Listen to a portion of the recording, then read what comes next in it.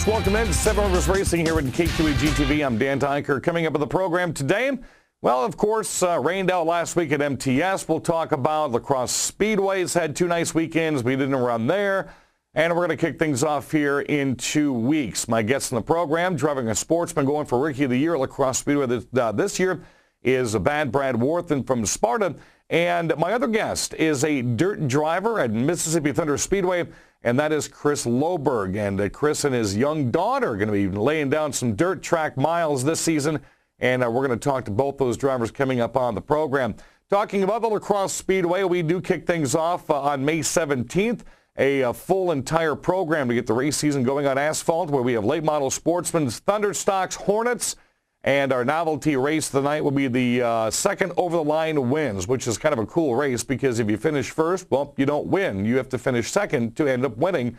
And then also, we're going to have our pre-race kids rides. If you would like to have your child ride in a Hornet or a Thunder Stock or a Sportsman around the entire 5/8 mile at La Crosse Speedway, you'll have an opportunity to do so right before the races start, and a great time to take some video and a great time to take some pictures as well. Talking about the Mississippi Thunder Speedway, lacrossespeedway.com for more information on the schedule, of course. USMTS officials have canceled the Friday night, May 9th event. What happened was a couple of other racetracks that the USMTS was going to go through totally rained out their racetracks. So instead of running 3 races in 3 days, USMTS decided to scrap the whole series tour coming through this region. So Friday night, no USMTS, but we will run a full schedule Friday night in Fountain City, and that will be Super Stocks. Also, the Super Stock drivers double bonus money coming up for the Super Stocks this Friday night. Total bonus money, $400 first place, $200 second gets $400 for first, that is, $200 for second, $100 for third. And what they do is they have a couple of businesses that sponsor that class. They've donated extra money for the payouts for the continuous weeks. If you do to get a rain out like we did last Friday night, well, then that money rolls right over into the next week. $750 to win with the Supers, at least 11 or more cars, and they're going to be seeing bonuses in their paycheck envelopes. 7 o'clock start Friday night. USRA Modifieds, Minnesota Super Stocks, USRA B Mods, Minnesota Street Stocks, 600 Mods, and MTS Pure Stocks. So we do have one race in on the season at MTS after week number 1. Your point standings, looking at the top 5 of the 600 Modifieds, Bob Szezewski, Kyle Jumbeck, Greg Wollitz, John Griffin, and Mike James are in the top 5. Modifieds, your top 5 drivers after week number 1 of the point standings, Lucas Schott, Brandon Davis, Steve Wettstein, Joel Alberts, and Brad Waits. For the Pure Stocks, your top 5, Jason Howell, George Richards, Bobby Ford Jr., Jay Foltz, and Lee Hager. And your USRA B Mods, your top 5 in points so far, Jacob Blease, John Van Minsel, Alex Williamson, Sean Walski, and Ben Anderson. For the Super Stocks, your top 5 after week number 1, Tim Johnson, Dan Gullickson, Jeff Brower, Jason Forehand, and Tommy Richards. And the top 5 of the Street Stocks after week number 1 would be Tim Johnson, Fast Freddie Pradell, Adam Soltis, Sean Mann, and Danny Richards. Talking about the 7R Super Stock at Tommy Richards, since we didn't have a race last Friday night, we thought we would let you get inside of that stock car at the dirt track. We're going to show you about a minute here of what it looks like to be in. This is one of my favorite classes at MTS. Yes, we have modifieds and the B mods, but this Super Stock class is fantastic. And this right here was week number 1 of Mondovi, Wisconsin's Tommy Richards. The in-car camera, look how clear that is. And a couple of things I noticed, man, I would not want to come out of turn 2 right there and face that sunshine, as this was during one of the heat races. Dan Bailey put this video together, one of my co-hosts in the program this year from the MTS, and you'll see he kind of blends some things in, like right there. This is a restart. And just to show you what the action looks like, you see that 12 car right in front of him. He's going to get 3-wheeled here in a moment, meaning that he's lifting so much that that top left front wheel is coming off the ground. Matter of fact, I remember doing that race. He was off the ground, 3-wheeling the entire way around the track, 2 sessions around.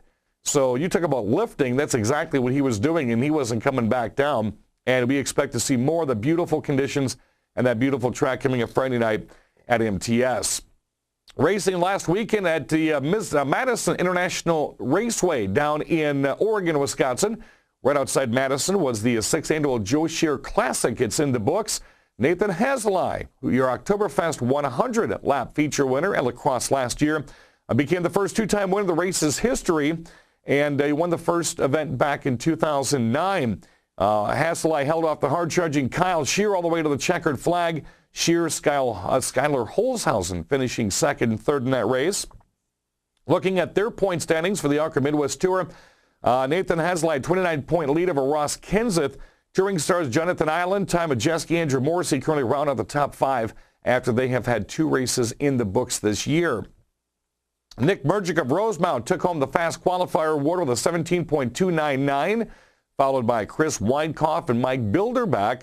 259 points. Ty Majeski leads Casey Johnson by a slim 4 points early on for Rookie of the Year. Nick Barstad is third, followed by Paul Schaefer Jr. ARCA Midwest Tour heads their home turf at State Park Speedway in Wausau coming up on Saturday, May 17th for the State Park 125.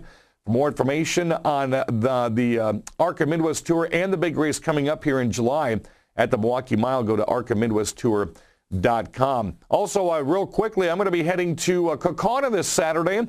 It's the first of many Tundra Super Late Model races, 44 entries at Kaukauna at Wisconsin International Raceway. Some of the names you're going to be seeing, you've seen them all at Oktoberfest here over the past couple of years. Interesting note, 13 rookies in the class this year. They include Wyatt Blashy of Clintonville, Rich Schumann Jr. out of Portage, Sean Myshak out of Menominee, Michigan, going to be doing some touring. Another name coming out of Twin Falls, Idaho is Morgan Rasmussen. Also Travis Rodewald out of Manitowoc, Wisconsin, running at the 141 Speedway. Also Mikey Briner, Tom G. Jr., who is a regular at WIR, so that may be one of your first ones to watch to win that race. Ryan Farrell and Regan May, she will be replacing out of West Appear. Female on the tour would be one of the Decker girls from last year. So TundraSuperLateModels.com, the big race coming up this Saturday at Kaukauna. Hope to see you at the track. When we return, a couple of interviews. We're going to go to the asphalt, then the dirt, next on Seven Rivers Racing.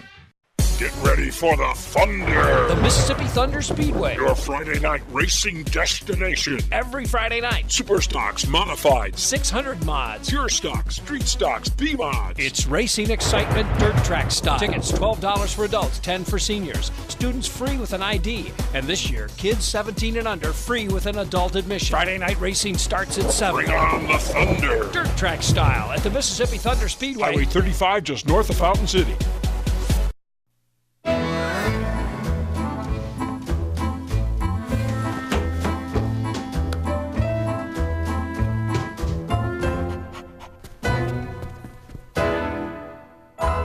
Some of the best moments in life happen at home.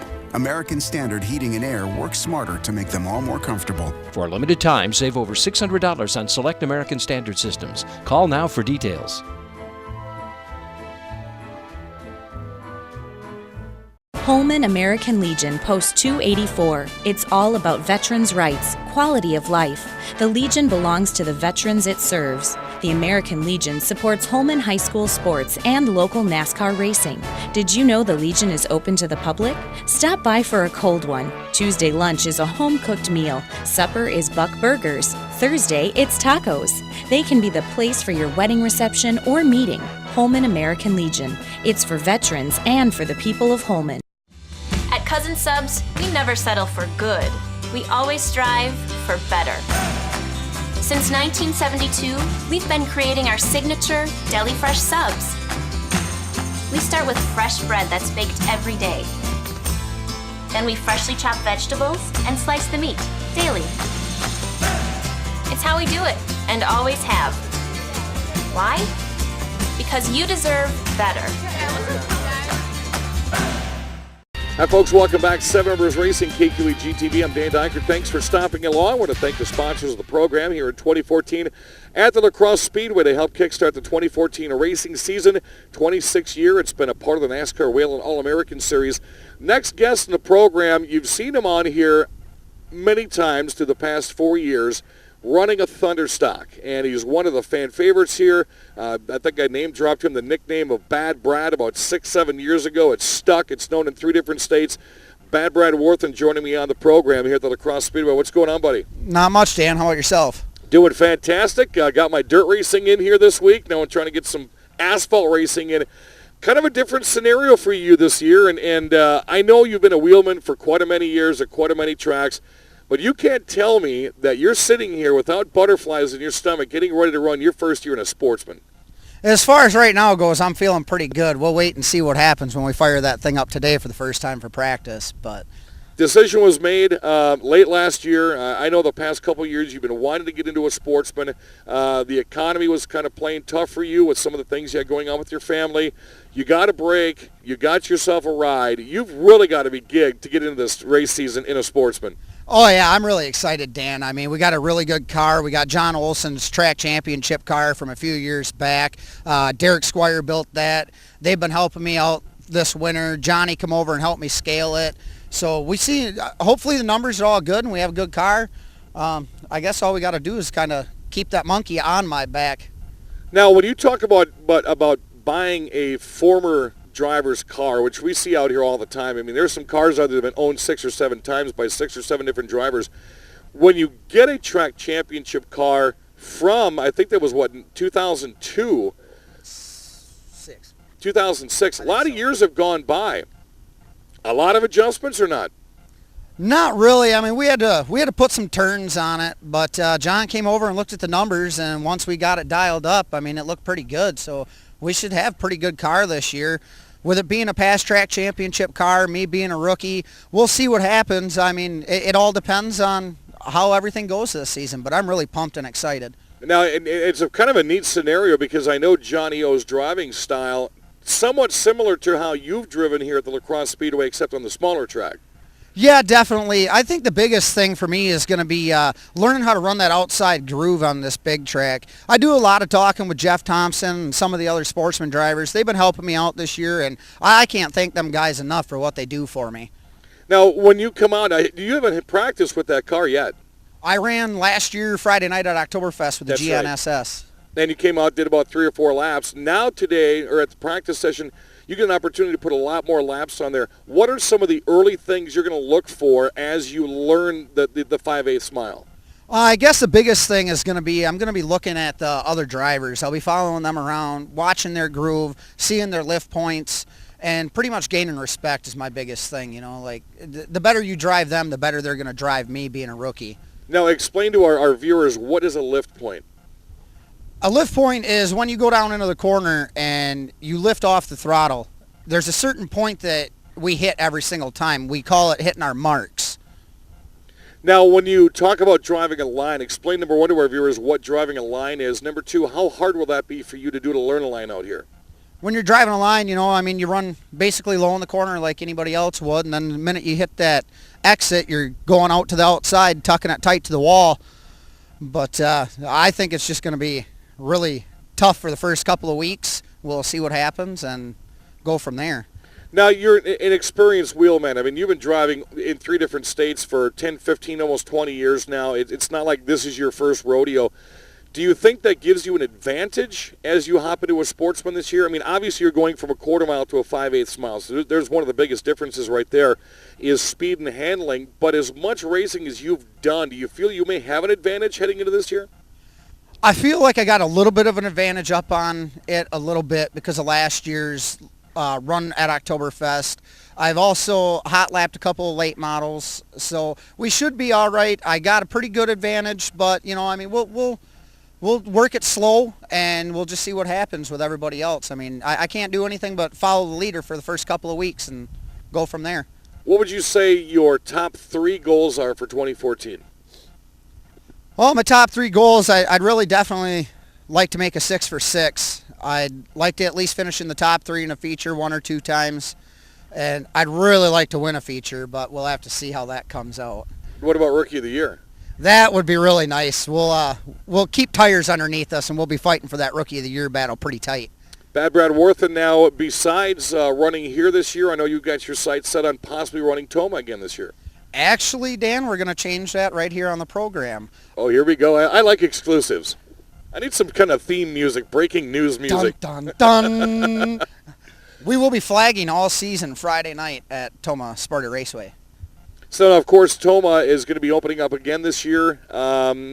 of course, our condolences still go to the Inglet family with Mike passing away. But you got to feel pretty excited because your roots run so far with your family, primarily Father Billy.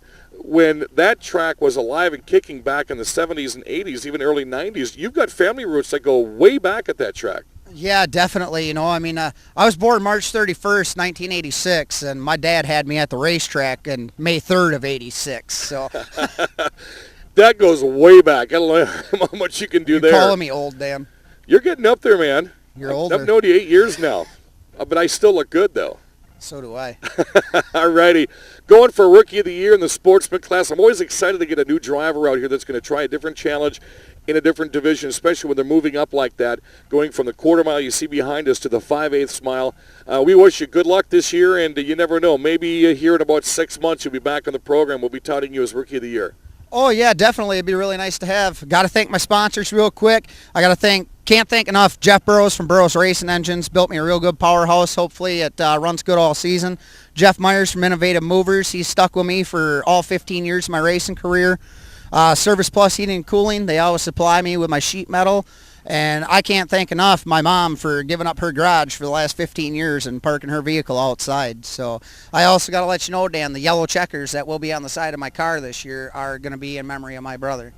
Yeah, of course, for those that knew, the Trunk Monkey Caleb Miller, brothers with Brad Warthan, and there's going to be a lot of different occasions you're going to see throughout the entire race season how folks are going to be honoring the Trunk Monkey, who obviously passed away here a couple of months ago. I'll throw a quick plug in for you, too. Brad Warthan's Smoker is at the Harmony Club this year, May 3rd. Look at that. That's right. That's just like you thanking your wife. I just helped you plug your smoker. If I was married, I'd probably thank my wife, but I am single. He would have forgotten, believe me. Brad Warthan going for Rookie of the Year, the sportsman class here at the Crosse Speedway. We're here when the sun rises. And when the bread rises too. And we're here slicing a deli fresh every day. And every morning, we're chopping it all up. Why do we put so much effort into making it fresh? Because you deserve better. Holman American Legion Post 284. It's all about veterans' rights, quality of life. The Legion belongs to the veterans it serves. The American Legion supports Holman High School sports and local NASCAR racing. Did you know the Legion is open to the public? Stop by for a cold one. Tuesday lunch is a home-cooked meal. Supper is Buck Burgers. Thursday, it's tacos. They can be the place for your wedding reception or meeting. Holman American Legion. It's for veterans and for the people of Holman.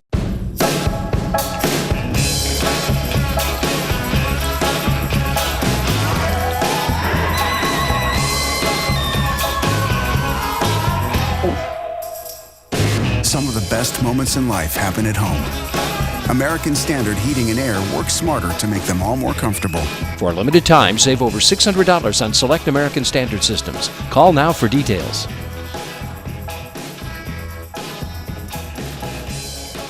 Get ready for the Thunder. The Mississippi Thunder Speedway. Your Friday night racing destination. Every Friday night. Super stocks, modifieds, 600 mods. pure stocks, street stocks, B mods. It's racing excitement, dirt track style. Tickets $12 for adults, $10 for seniors. Students free with an ID. And this year, kids 17 and under free with an adult admission. Friday night racing starts at 7. Bring on the Thunder. Dirt track style at the Mississippi Thunder Speedway. Highway 35 just north of Fountain City.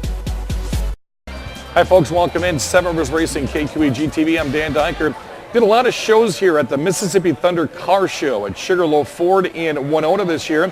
And I wanted to try to get as many different classes of drivers as we could on over the next couple of weeks. And one of those drivers I really got to know over the past couple of years is Racing Family. And this is one of those. Chris Loberg would be joining us here on the program. Thanks for coming on, buddy. You bet. Thanks. Chris and I had a nice chat in the pit stall last year. One of those times I actually got there early enough where I could roam through the pits because I'm coming from radio right to the racetrack. And a very interesting story with the Loberg Racing Family.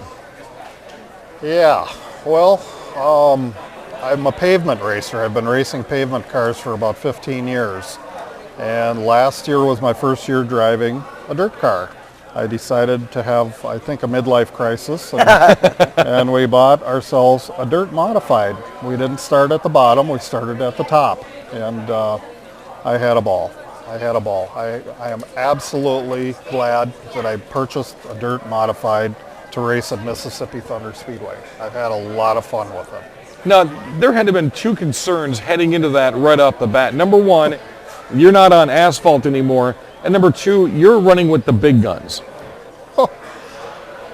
It's a little humbling when you look at your lineup, and your lineup says Rodney Sanders, Jason Crone, Brad Waits, Josh Angst, and whoever else, and me.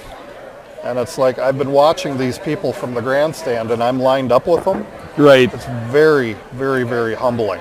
And those names that he just rattled off are Touring Series champions, track champions, $1 million winners. So that was some name dropping right there. Yep. I don't know. We just decided it's closer to home.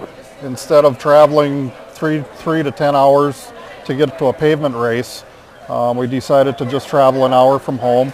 Immediately, right off the bat, we've had people. The Hofer racing team has been beyond comprehension how much they've helped us. They helped very, very, very much as far as getting that car dialed in for me. This year, well, we've added to the stable a little bit. We got my 15-year-old daughter going to be driving a pure stock too as well at Fountain City, and she's run a mini mod last year and she did pretty good, so we're going to take a step up. You mentioned that you have a long history in asphalt racing, and you dove in full force last year into dirt racing. Yeah. Did you find that any of your 15-year skills from the asphalt racing were able to transfer over to the dirt world, or was it just a completely different game for you? There is absolutely nothing car to car that I can take from the pavement to the dirt. The only thing that I can take from the pavement to the dirt is hold a line, drive your line, and be smooth and don't drive all over the place. And just finish the laps. That's the way I learned last year. I finished, I think, 99% of my laps last year, and that's how you're going to learn how to drive this. Nothing else I can take from the pavement to the dirt. Nothing. So finishing almost all those laps, you had to have met and exceeded goals you had to set yourself last year. I didn't really have any goals set except to just finish. And not wreck. Not wreck. Not wreck. No, I've never really been a wrecker or roughhouser or anything like that. Always been smooth. People have called me David Pearson on the pavement because eventually I show up at the finish when there's about 3 or 4 laps to go and go grab that thing, This year, I just wanted to finish my laps and not ruffle any feathers. Right. If I'm crashing, I'm not going to learn anything. So now this year's going to be kind of interesting off the racetrack. Let's go into the pits because you have to work on what you have. Your daughter's got to work on what she has. And you'd like to see... My pit guy also has a pure stock. So now... 3 of them. Who works on whose car and who watches who race? How does that work? I work on all 3 of them. I take care of all 3 of them. It gets to be a lot. Elizabeth does an outstanding job, shining, making sure stuff is clean and what I tell her to do. And my buddy Joe Warling is going to start with the pure stock, and he's never turned a lap on a track ever. Oh, wow. And he decided to buy a pure stock last year. So I've got 3 of them that I've got to put together. So I think when you're doing your radio thing, don't even expect to have him on this year because you're never going to find him. Yeah. It's going to be a busy year. Chris, you had mentioned that the Hofer team, you had called them out saying they were so helpful and they were so open. Yep. What was your feeling from the rest of the competitors? We were talking to Lance Hofer about how competitive the A-modified division is. Were the rest of the drivers accepting to you as a former asphalt driver, but a first-time dirt driver? Did they welcome you with open arms?